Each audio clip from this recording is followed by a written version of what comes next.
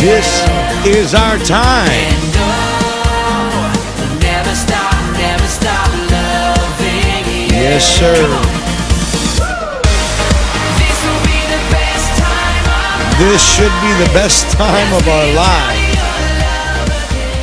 This is the Ryan Crossley Show. Welcome this morning to this time. I believe this. I believe this is our time. There are a couple ways that we can look at everything that's going on. We can look at it purely by the absolute depressing negative stuff that we see in the news, or we can say this is our time and we're going to speak up and we're going to be a voice. And that's the purpose and the reason for this show, is to try and speak up and be a voice.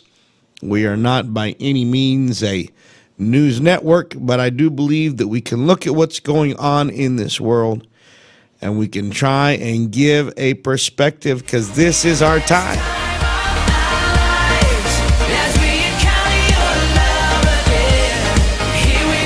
Yes, it is. So here we go on the Ryan Crossley Show. Welcome once again. This is Ryan Crossley. Happy to be with you today and to be able to talk about things that are going on in our nation. And I pray that we are able to make a difference in this world.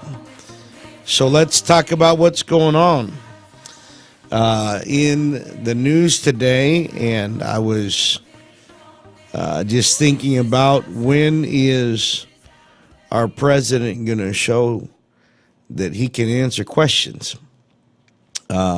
Yesterday, once again, it just begs the question: why? What's the problem? Why won't he just answer questions off script so that we can know the way that he is thinking or the way that things are happening? So yesterday, here's what happened.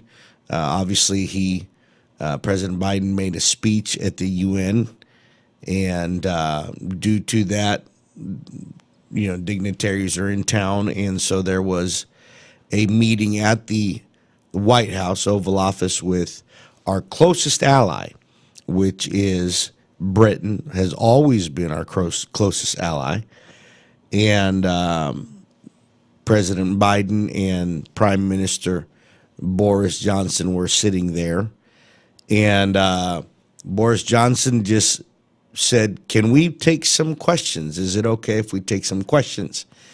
President Biden leaned over to him and said, "Good luck." I think that he said that because they don't let President Biden take questions. And whenever he does take questions, you kind of don't know what's going to happen, which is probably why they don't let him take questions, because he's not really pulling the strings on everything, it seems anyhow. But Boris Johnson said, "Can we take some questions?" President Biden said, "Good luck." And a couple questions were asked. Prime Minister Johnson was responding. And then before President Biden could be asked a question, because he just sat there and basically did not chime in, chip in, or offer to take any questions, before he was able to be asked a question, the White House staff came in and ushered all of the White House press corps out. And the bad thing about it wasn't just that Biden didn't answer a question or they wouldn't let him answer a question, but it was also the fact that the British Prime Minister was in mid-sentence speaking. I mean, he is speaking. This is a respected ally. This is a world leader. And he's in the middle of speaking, and they interrupted him. I mean, they literally shouted over him. If you watch the video clip, it's all over right now. But they shouted over him, and first of all, very rude to somebody who is our ally, and ushered all of the people out, would not allow a question to be asked. So not only was it rude to our ally, Boris Johnson, and consequentially Britain, but also it shows such weakness. It just shows such weakness because we need a leader who can stand there and respond clearly, eloquently to any question that he is asked. But that's not the case. Repeatedly, here we go, one more time, because repeatedly, the funny thing to me is President Biden has exposed what's going on without him even probably realizing it. I think he has those, oh no, did I say that out loud moments? Because he says, I can't take questions. They told me that I can only ask from this paper that I have. And we have seen that not once, not twice, but I'm talking about repeated. I saw a report. This is an RNC report, okay? RNC report said that in the last 7 days, Biden has only answered 3 questions, and every question has been with an answer of 7 words or less. I saw that this morning, so I would need to verify it, but that's just, it's not surprising if that's the case because we can see it happen. He won't take questions. And here's the thing, okay? Here's the thing.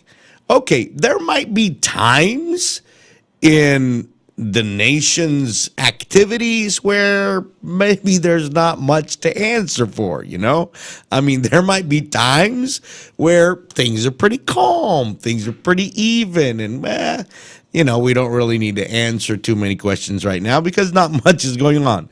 That is not the case right now with our country. Every day it's a bombshell situation, and we're not getting any answers. And then if we do get answers, they are so vague and so general. I don't know if you have sat there and watched a Jen Psaki press conference, but oh my goodness, it's painful because she does not answer with any specifics. She just, we're implementing our policies. Well, we're doing what we have planned and envisioned to do. Well, that's not specific. Tell us exactly what you're doing because we've got situations that are out of hand. They are out of control from the beginning of the presidency until now.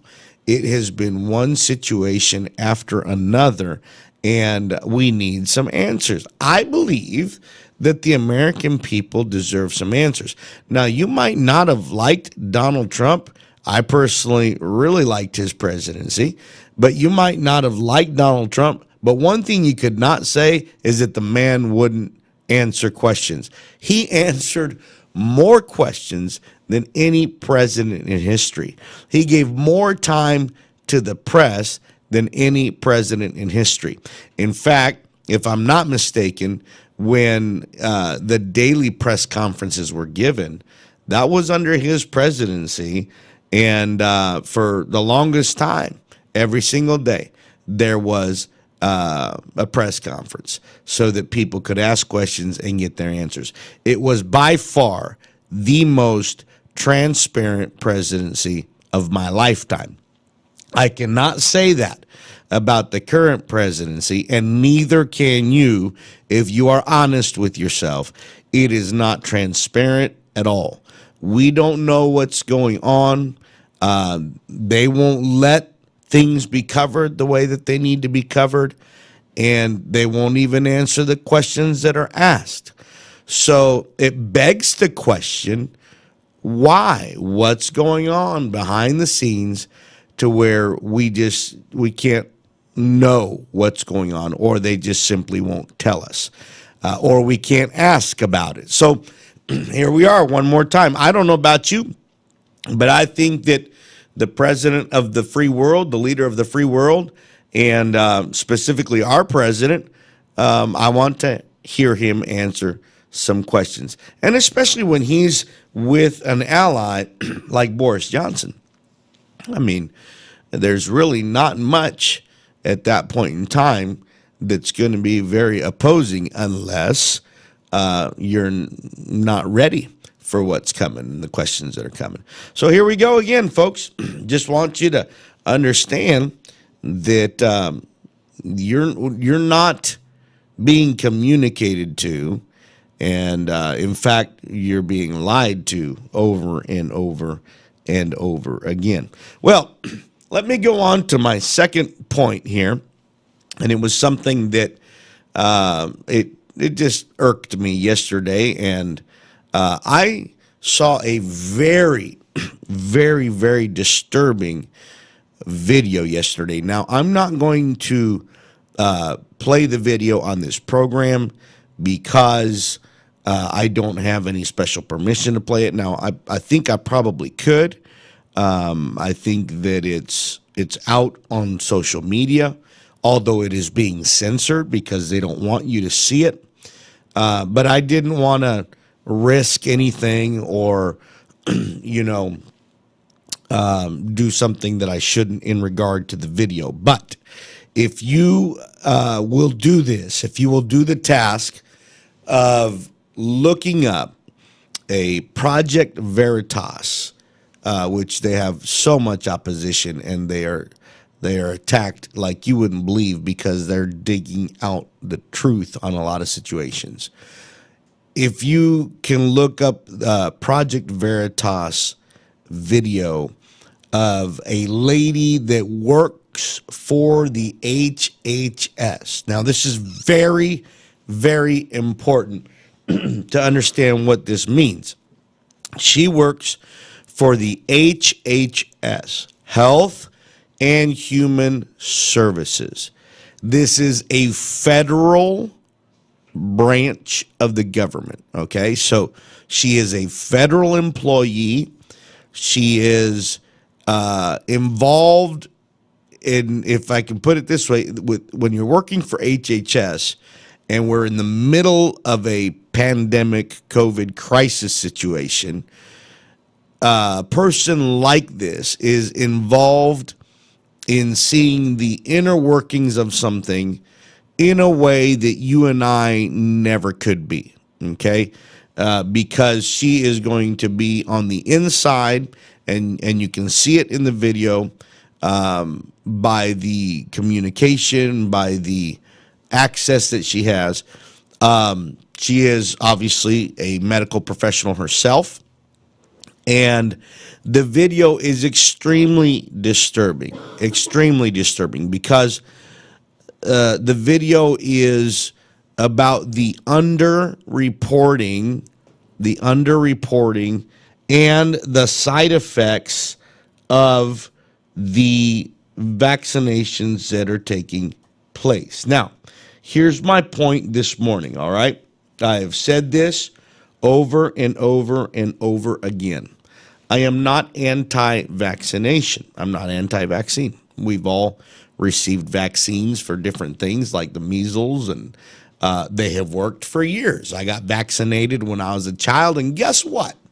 Those vaccines are still effective today. I don't have to get a 6-month booster every 6 months because they are true vaccines. They are not mRNAs where they're trying to hack just some information in your DNA to try and fight something. They are real vaccines where the actual virus is part of the process so that your body can create the true antibodies and be able to fight it for the rest of your life. But so I am not anti-vaccine. In fact, if you feel that that's going to protect you and that that's what you need to do, go and do it. I completely support your decision. At the same time, I am anti-mandated vaccine. I think every person needs to be able to choose whatever happened to my body, my choice, right? I mean, supposedly that's the rule for abortions. It's your body, your choice. But when it comes to a vaccine, which is not the taking of a life, you can't choose. You are forced to do it. And according to our president, he's very frustrated and angry with you if you have not been vaccinated because you have cost us all, he says. I have my own thing to say about who's costing who what. But anyhow, so I'm not anti-vaccine. If you feel that the vaccine is going to help you, go take it. It has been proven to help a whole lot of people. At the same time, there is also adverse effects or adverse events. One of the things you can do is go to openvaers.com. And VAERS is what is called the Vaccine Adverse Event Reporting System. It was actually put into place in the 1990s. And here's the thing, watch this. It is a voluntary reporting system, okay, that has been estimated to account for only 1% of vaccine injuries. Now, here we go. Why is this important? I told you this employee was from the HHS. Open VAERS is built from the HHS data, okay? So what we read in the VAERS report is from the HHS data. This lady that was on this video from Project Veritas, she works for HHS in the hospitals. But we're finding out something, right? That this is a voluntary reporting system.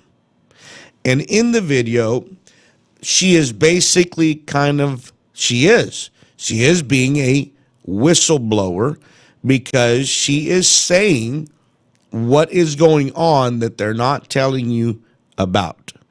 And in the videos, you can find several interactions that looks like they were recorded in a manner to where probably people did not know that it was being recorded, so they were not watching their words. They were saying exactly how they feel and exactly what they've seen. And the bottom line is, there was a few things that I took away from this video. The bottom line is that the adverse events that are happening with the vaccine are way, way, way underreported. And she said, when they asked one of the ladies, hey, why didn't they fill out a report on this? And it was specifically about a young man, 30 years old, by the way. Now, so if you want to know why some people that are younger, in my case, I'm 44 years old. I already had COVID. I've been around people that have had the variants. I've been around all kinds of people that later have shown that they were positive. And I have not gotten it again. Why? Because my body is fighting with natural antibodies, which are always going to be better than some synthetic concoction that you don't even know exactly what is in it, because the big pharma companies have proprietary protection. So they don't have to divulge to you everything that they're putting in the vaccine. Now, I'm not a scientist. I'm not going to analyze what's in it. I'm just telling you that those that work in the field, in fact, in this video, one of the nurses said, this vaccine is full of, and then she had a choice word, but she was talking about all of the content in the vaccine that is just so terrible. And some of it you will never know because it's protected. It's proprietary to the big pharma companies. Just like any company can have its secrets that they don't divulge because it's part of what makes them who they are. You will never know what the recipe for Coca-Cola is because that's their secret. You will never know how to make Heinz ketchup exactly like they make it because that's proprietary. And every company should have that. But when I'm going to inject something into my body, I want to know what I'm injecting into my body, because that's not proprietary to me. That's my health. That's me. And so I'm doing fine with my own natural defenses, just like probably millions of people are. I was listening to the other day the comedian Jim Brewer, and he was saying the same exact thing. He said, "You know what? I already had it. I've been around people that have had it, and my body's fighting it fine." And then he said, "I've got two friends that were vaccinated, and after getting vaccinated, they still got it. So why do I need to get vaccinated if it really doesn't protect me?" So in this video, this lady from Health and Human Services, she's blowing the whistle on what's really going on. And one of the things that shocked me was when they asked this lady, a 30-year-old man, there was a 30-year-old man who went ahead and took the vaccine, and it gave the dates when he took them. And shortly thereafter, pretty much days thereafter, he started developing congestive heart failure, and he died. He passed away. The lady, when they were talking about it in the video, she says, was a report written out for the adverse event? And no, the report was not written out. And the lady said, nobody fills out that report because it takes over a half hour to fill out. So what I want you to know is this: if you even go to the OpenVAERS website, it tells us that it accounts for only 1% of vaccine injuries, okay? So 1%. There's 99% of reporting missing. But if you look at the 1% with the COVID vaccines, you already have over 1.5 million voluntary reported adverse events. That's only 1%. So how many millions more? If 1% is 1.5 million, how many adverse events have there really been? Well, if you watch the video, the lady said it's hundreds of people all the time that are having adverse events. Okay, this is only 1,000. This is again only 1%. 14,925 COVID vaccine reported deaths. 23,817 total reported deaths. I don't know what the difference is between one and the other. They are deaths that, according to the website and reporting, this is from HHS data. Okay, this is not the voluntary reporting here. Is not me going online and saying, hey, I got the vaccine and I got sick. No, this is HHS data, Health and Human Services data. 60,741 vaccine reported hospitalizations, 138,596 total reported hospitalizations. So this is through September 10th. Now, you can go and check it out. Go to their website. It's rather disturbing. But I think what's even more disturbing to me is this. What's more disturbing to me is that it's only 1% of the data. 1% of the data. And when you watch this video, and one of the reasons, when you watch the video, one of the reasons that this nurse, I believe, I don't know exactly, she's a nurse, what her official title is. I know that she shows her credentials working for HHS. But one of the things that made her come forward is she had a friend who was perfectly fine. Watch this. She was perfectly fine. She worked at the hospital for a year and a half, okay? And this is, we had our nurses and our doctors. They were our heroes. We did parades. We went to the hospitals and did caravans, shouting, egging them on. Come on, you're our heroes. For a year and a half, they were our heroes. But now the same exact people that worked around all this junk for a year and a half, now, because they don't want to get jabbed in the arm, they're getting ready to lose their jobs, their livelihood. And that is something that happened in this case. What made her come forward is she has a friend that, due to religious convictions of her feeling that I don't know if it is a God would protect her, or feeling that it just by principle, whatever it was a religious reason she wouldn't take the vaccine. And then the lady that was reporting, she said she was just repeatedly harassed. She was repeatedly pressured, and she basically was pressured and coerced into having to take the vaccine, because what's happening is people are having to choose between their livelihood and taking the vaccine, which is not a fair thing. And so she did. She gave in to the pressure because she was afraid of losing her job, and unfortunately, she lost her life. And so, if you can do it, I mean, if you can, please go and look, find the video, Project Veritas. It will shake you. It will shake you, because when you see things like that, you don't just get upset about that very moment. You get upset because it's just a small representation of a much larger thing that's going on that you don't even know about. Think about how many thousands of hospitals we have across the nation, and only 1% of the adverse events are even being reported. So you can take that number and multiply it, a whole lot, and you're probably not even going to get close to what's actually going on. Now, I'll tell you why this bothers me.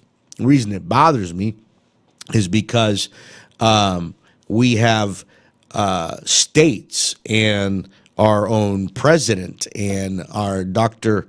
Fauci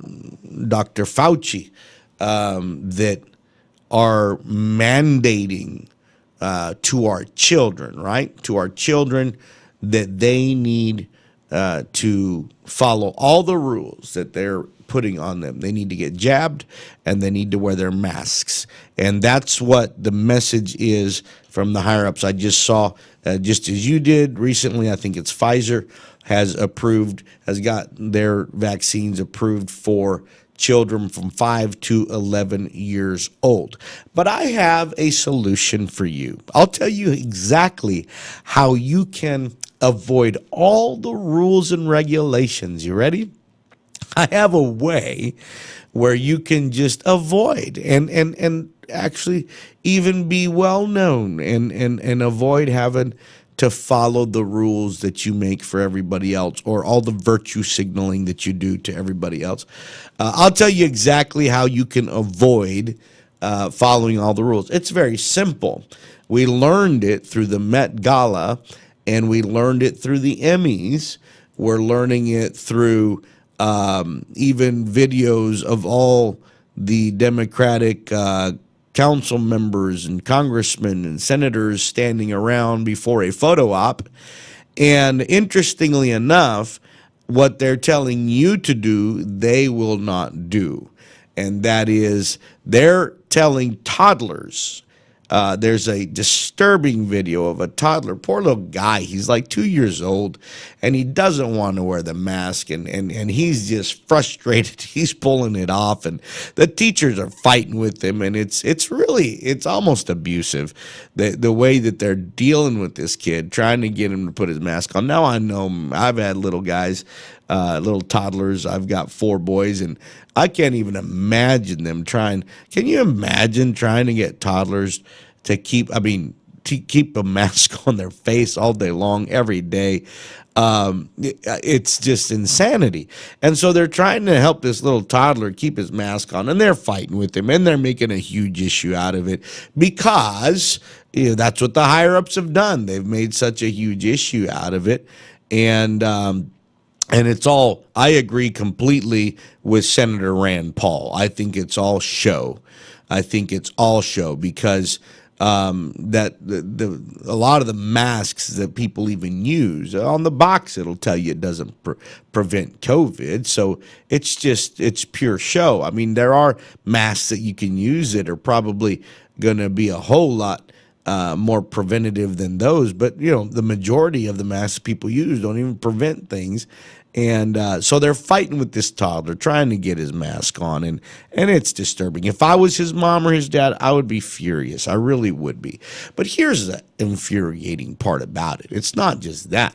The infuriating part about it is you've got all of these elite, this circle of people that are at the Met Gala or at the Emmys or whatever type of award show like that they're a part of, and they're not following the rules. Now, okay, you could argue with me and you could say, well, Ryan, they're all vaccinated, but that doesn't matter, right? Because according to their rules, even if you're vaccinated, you should be wearing a mask because, that's for everybody else's safety. So let's quit that hypocrisy. Let's quit that logic because it doesn't match what they are saying to you. They're telling you that you have to wear one whether you're vaccinated or unvaccinated. So let's not use that argument, okay? Because that's not what they are saying. They're saying you got to use one anyway.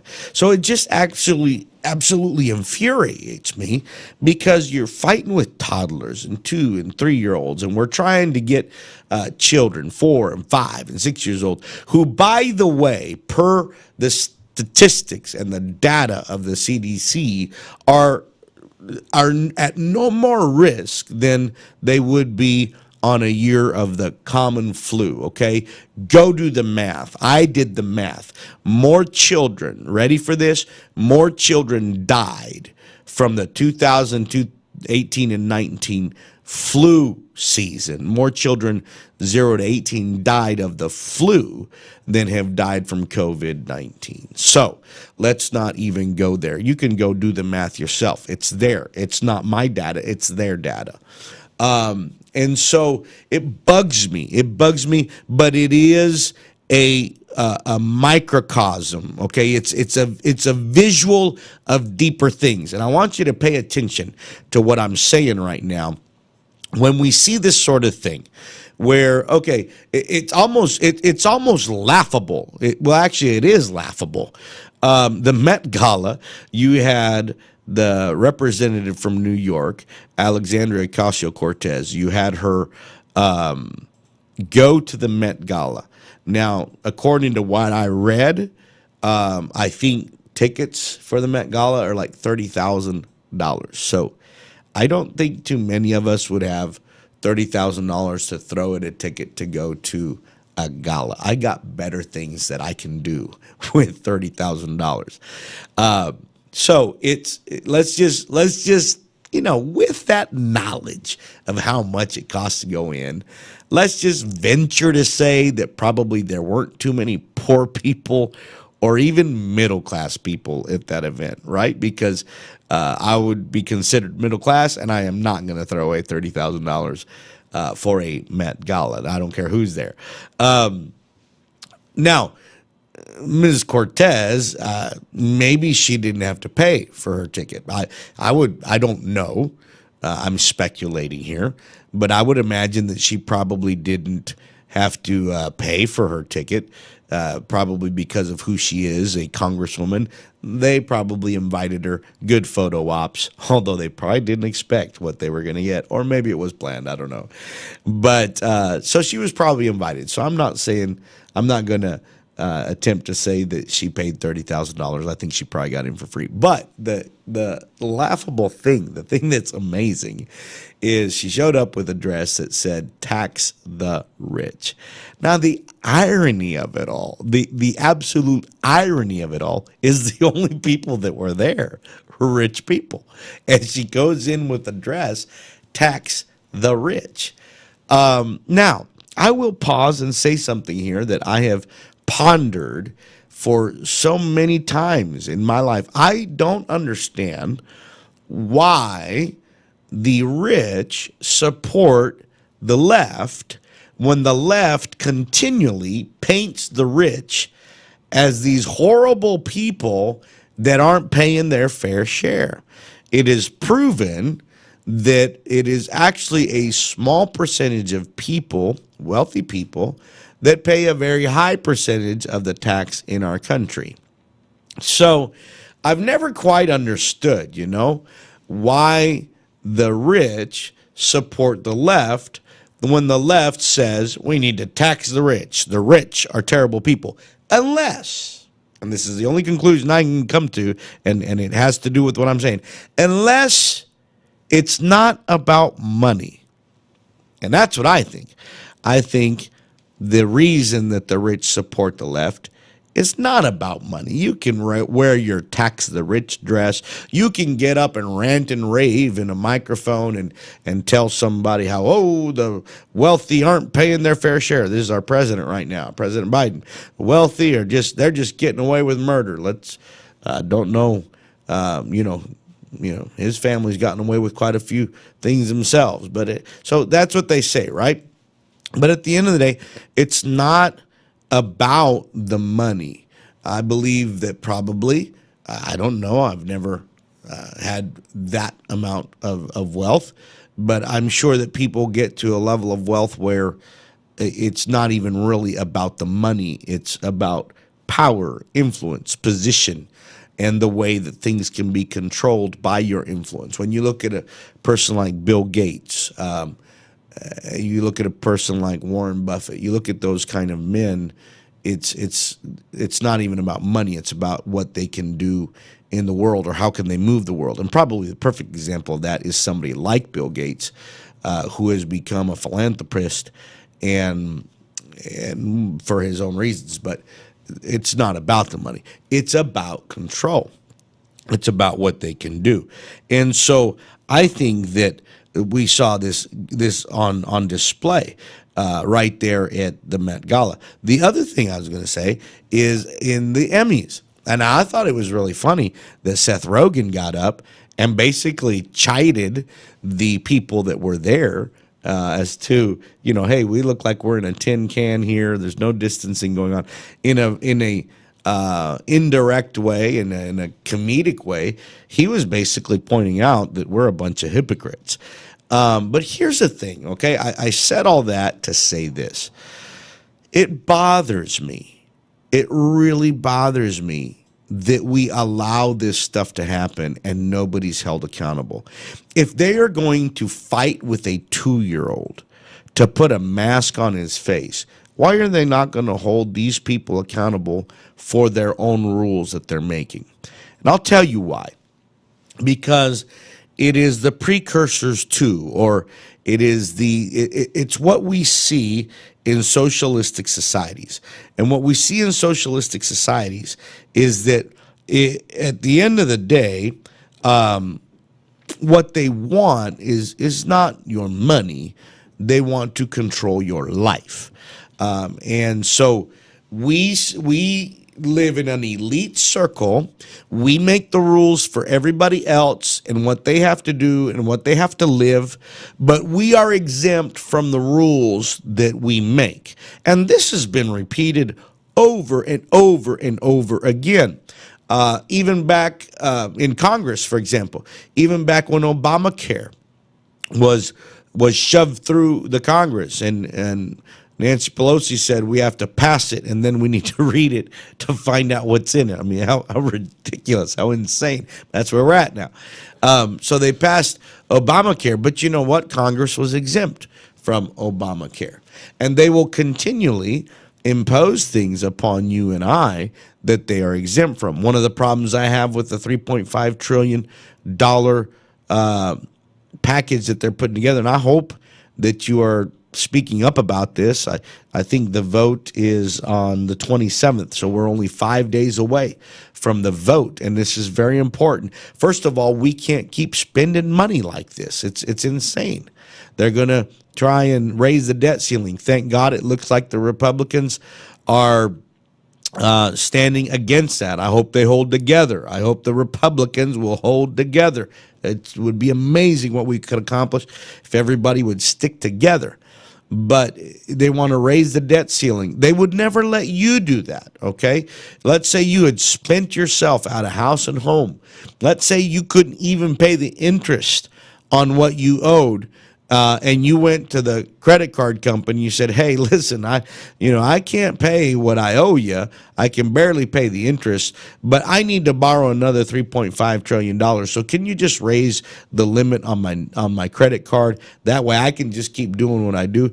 You would never ever be able to do that, but they do that continually, and they're spending this country into oblivion, to where we're just multiplying, I mean, trillion upon trillion. And at some point, the domino falls and it all crashes. We cannot keep doing that. But it's about control. They make the rules, but they don't have to follow the rules. You have to follow the rules. In this $3.5 trillion package, I'll tell you what bugs me about it. What really bugs me about it is, if you read, there's a provision in there. There's a whole lot of reconciliation junk that's going in that is very vague. And so the money can just be badly spent, as so many times it is. It's unbelievable how many trillions of dollars are badly spent. But there's something in the bill that really is concerning when you think about it, to where any kind of transaction that you have in or out of your bank account that's over $600, the IRS will have access to your bank account without your permission or your knowledge. They can just access it to see where that money came from or where that money went if it's over $600. And in the day and age that we live in, $600 is really not that big of an amount. You're talking paying your rent. You're talking making a car payment. You're talking, I mean, very simple transactions that you do on a monthly basis that now are going to come under the scrutiny of the IRS. And so, no, I'm not in favor of the things that they're passing. I think it's an attack upon our privacy and our freedoms, which we are losing more and more of each and every day. But the bottom line is, they make the rules. They don't follow them. They make you follow them. It's hypocritical. There's a video or pictures there of all the Democratic senators and congressmen. They're all speaking before a solemn event, and every single last one of them has their masks down. They're, less than a foot away from each other, and they're all yakking and talking and hee-hawing and doing what you do. And then the moment the cameras come up and the pictures are taken, everybody's got their mask on, and, it's a great, great photo op. But it's a big, fat lie is what it is. It's a big, fat lie. They don't even believe what they're telling you. Can you please just understand that? They don't even believe what they're saying, but it's a way of controlling you. When cameras are off, they don't follow that. We've known that. The San Francisco mayor just got caught. Gavin Newsom, when he was in the climax of COVID, he was not following the rules that he set for everybody else. The governor of Michigan, she wasn't following the rules that she set for everybody else. Repeatedly, over and over and over, we've seen this. And it's just a microcosm of a much bigger thing that's going on. And what's going on is that there is two things that are being formed. You have the elite class that makes the rules for everybody to follow. And then you have, our class that has to just follow it all, and we don't have a choice because they're in control. Let's go to a break for about a minute, and we'll be right back.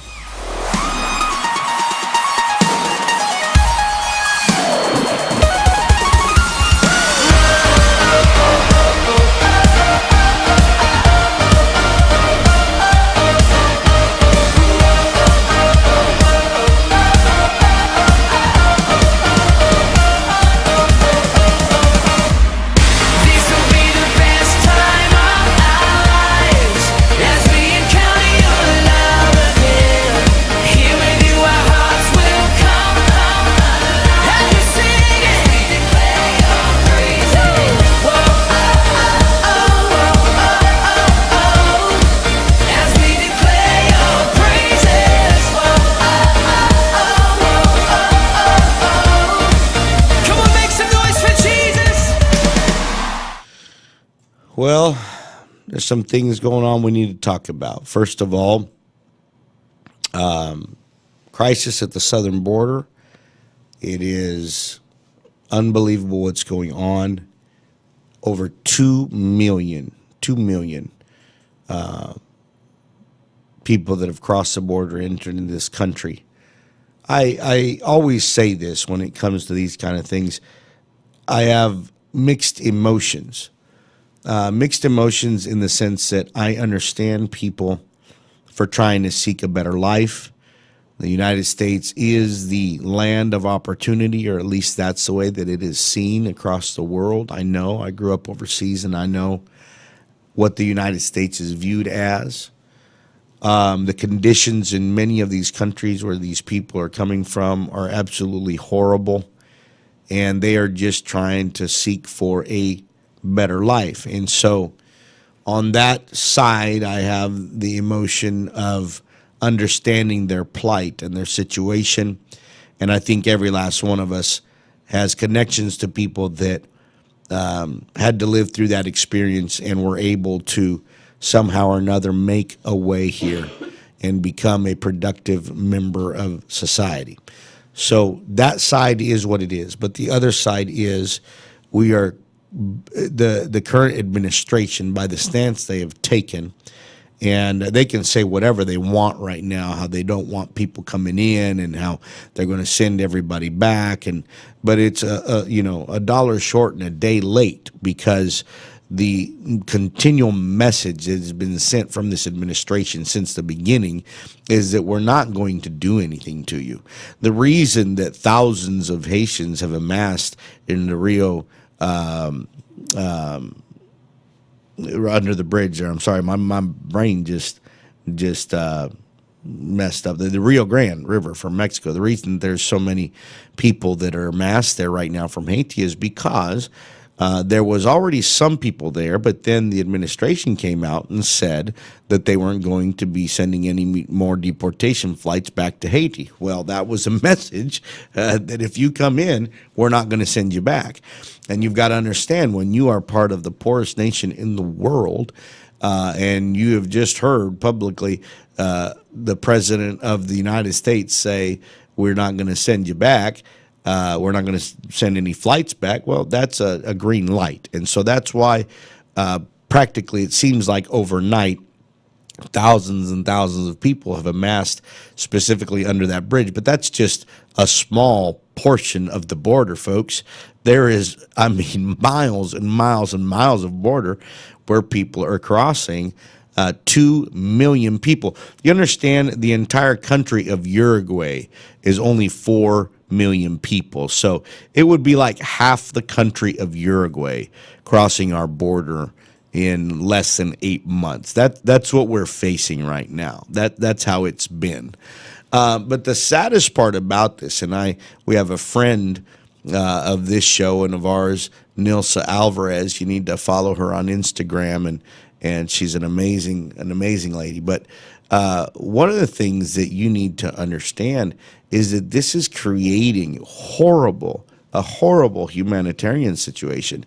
And the ones that are guilty of creating it are the Democrats, because of the message that they have sent out. You're talking about human trafficking, sex trafficking, all kinds of just violations of people's just basic dignity. We don't know who's who. There's no way, absolutely no way. I don't care what you say. There is no way that all of these people can be properly vetted. Jen Psaki was grilled about it in a press conference just recently, where I think Peter Doocy asked her whether they were all of these immigrants were having to show vaccine passports, and whether they were having to show negative COVID tests. And, well, her answer was, the situation, it's a different type of situation. Well, what's good for the goose is good for the gander. If you're going to require that from everybody else, then before you start letting all these people into the country, you need to require it from them. But so many thousands of people are being transported into the interior of the United States on flights and buses, and they're just being dropped off in all across the country. And it is a mess. Now, in part, the Democrats love this because for them, it's just another way to try and consolidate their power and to make sure that they have more people that will vote on the things that they want, and more people, the better in that case. But it's a disaster, and the mainstream media isn't even reporting it. And the only news network that really was doing a great job of it was Fox News, and even they were stopped from doing it. They were stopped from doing their research until they complained about it and fought it and were allowed to. And now everybody's paying attention. Now you have to be very careful with something. I'm very interested to see how a certain thing plays out. I was reading about this morning, and I think it was, I'm not exactly sure who it was. I think it might have been Greg Gutfeld on Fox News that mentioned this. There's a picture of a Border Patrol agent on a horse, and the picture is taken at just the right moment to where it looks like that the way they're painting it is that he is whipping, he's using a whip on a Haitian immigrant that's trying to cross. Now, if you talk to those, to even it's amazing all the talking heads, how they come out and immediately jump on that picture. Look at this. There's abuse on the border. The cops are at it again. Cannot believe this. Now, it's interesting that they're not trying to pursue all the coyotes that are just leaving people to die. They're not pursuing any of the traffickers. They're not pursuing the people that are crossing drugs across the border. That's not their focus. They weren't covering any of that. They weren't covering anything that was going on the border because it's just not good news for them right now. But now there's this photo op, right? Because it looks like in this picture that the officer is beating the immigrant. I will be very interested, and I think it will come out very clearly.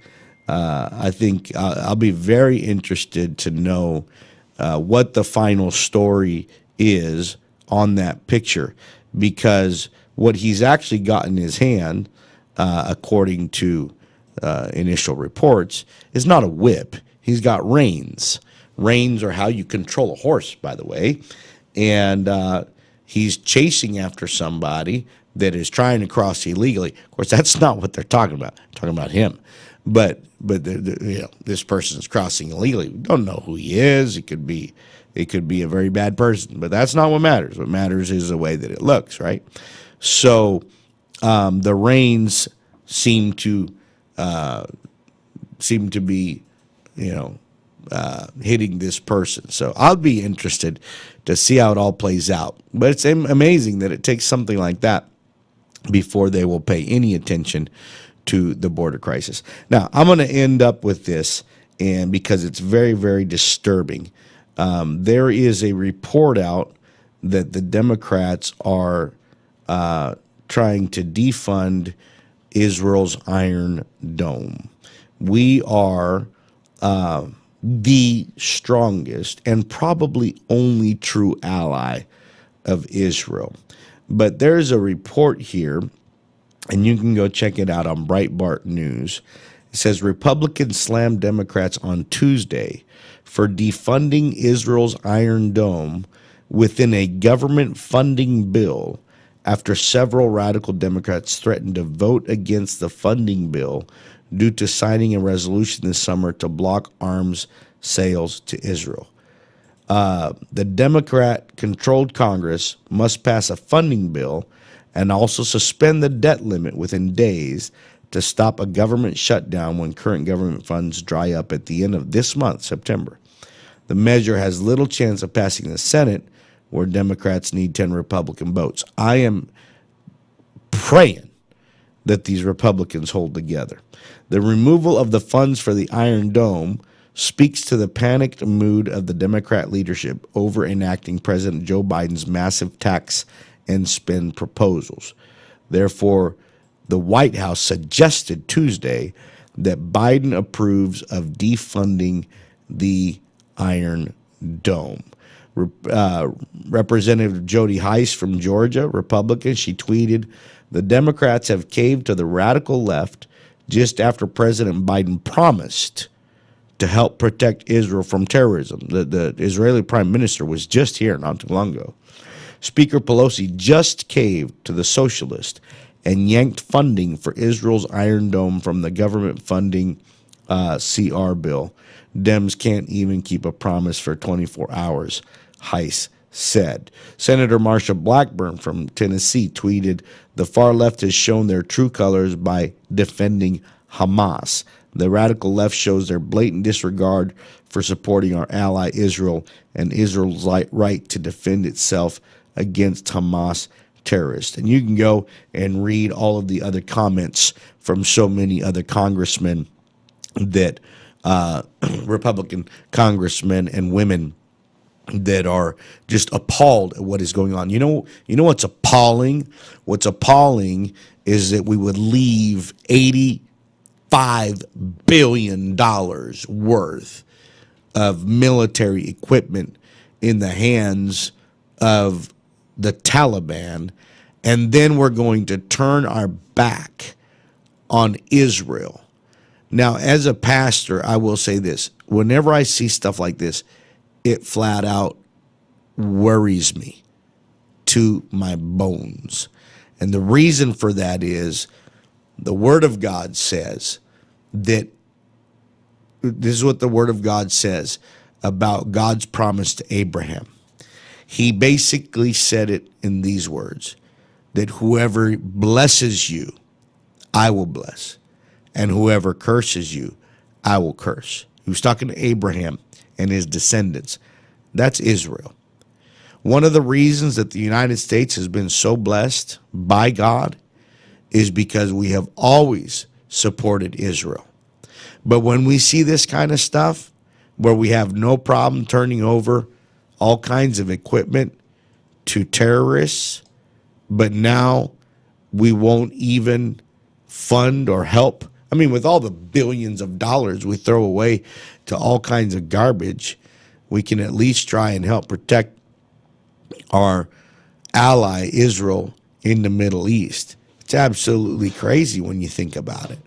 What message does that send? It weakens us, and it scares me, because the Bible says that those that bless Abraham and his descendants are going to be blessed, and those that curse Abraham and his descendants are going to be cursed.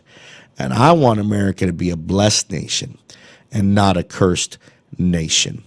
It's absolutely, I don't understand. I'll be honest with you. Sometimes I just have to shake my head, say, I don't understand why do these elected officials in our great nation seem to be bent on the destruction of anything that is good, anything that is right, and anything that is moral. And if you're a Christian and you're listening to me, and you know you're on the fence or what have you, you need to wake up and realize that the powers that be right now have an agenda, and that agenda is not a godly or good agenda. There's a whole lot more things going on. It's an elite class going to tell you what to do.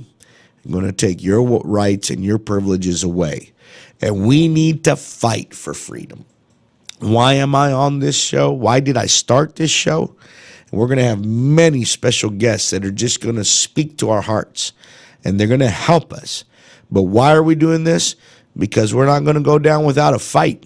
I'm going to fight for America. I really am. In whatever way I can. I'm not a congressman. I'm not a senator. That's not what God called me to do. I'm a preacher of the gospel, and God has given me the voice to be able to speak, and he's given us this avenue of this radio program and the social media programs, and we're going to take advantage of it, and hopefully we can wake somebody up and they can understand that we need to speak up and we need to make a difference in our world. Thank you for being connected to the Ryan Crossley Show. We will see you next Wednesday. Don't miss it. We're just going to keep talking about what's going on in our world and how we